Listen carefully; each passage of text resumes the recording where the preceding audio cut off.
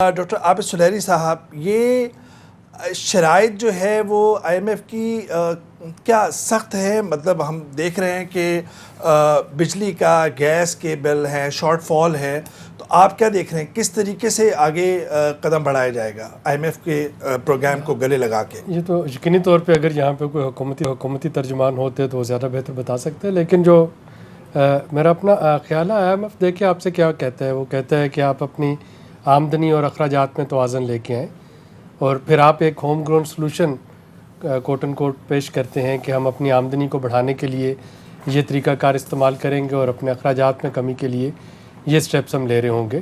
اور کسی ایک فگر پہ آپ ایگری کر جاتے ہیں کہ فسکل ڈیفیسٹ آپ کتنا رکھنا چاہ رہے ہوں گے. اب اگر ہم دیکھیں کہ آمدنی بڑھانے کے لیے کیا کیا جا سکتا ہے، ظاہر آپ کو یا ٹیکس نیٹ بڑھانا ہوتا ہے یا ٹیکس ریٹس بڑھانے ہوتے ہیں.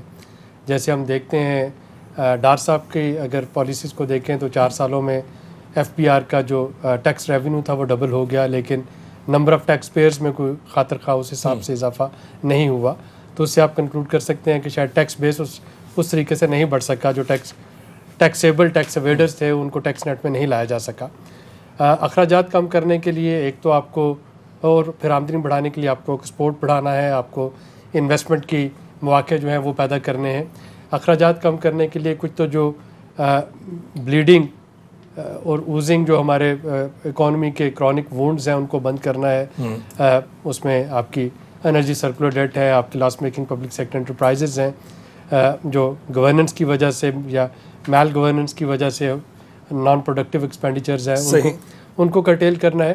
تو آئی ایم ایف میں آپ جب بھی جا رہے ہوں گے تو بیسیکلی تو آپ کو کسی بھی نمبر پہ ایگری کرنا ہوگا جو بھی حکومت بتائے گی کہ انہوں نے کتنا فسکل ڈیفیسٹ ایگری کیا ہے، اور اس حساب سے میچ کرنا ہے کہ ریونیو کہاں سے بڑھانا ہے، اخراجات کہاں سے کم کرنے ہیں.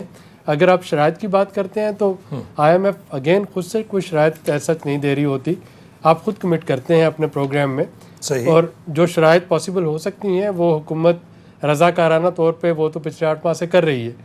تو اگر آپ پچھلے 8 ماہ سے دیکھیں تو آپ کو جو انرجی ٹیرف ہے اس میں انکریز نظر آیا ہے. آپ کو انٹرسٹ ریٹ کے اندر 6.25 سے ڈبل ڈیجٹس ہو گیا ہے. وہ میرا خیال ہے انٹرسٹ ریٹ والا اسٹیٹ بینک کی کرنٹ اپروچ سے بہت زیادہ ایگری نہیں کر رہا. وہ میرا خیال ہے کہ دس از ناٹ دا ٹائم کہ انٹرسٹ ریٹ بڑھایا جائے، لیکن اس پہ بعد میں بات کرتے ہیں. لیکن اگر آپ عام شہری سے ایک عام پاکستانی کے لیے پوچھیں کہ جی زندگی کیوں کر مشکل ہوگی، تو وہ رضاکارانہ طور پہ وہ ان اسٹرکچرل ایشوز کو جو کرونک وونڈز ہیں ان کو ہیل کرنے کے لیے حکومت کچھ نان پاپولر ڈیسیژن آلریڈی کر رہی ہے. ٹھیک. اور میرا نہیں خیال کہ اس سے کوئی بڑھ کے کوئی آئی ایم ایف کی شرط جو ہوگی وہ.